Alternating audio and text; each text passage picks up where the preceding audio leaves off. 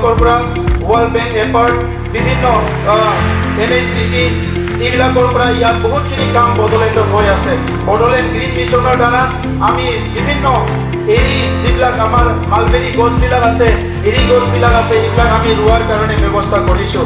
আজি বিশেষভাৱে কেন্দ্ৰীয় আঁচনিৰ দ্বাৰা আমাৰ যিটো নেকি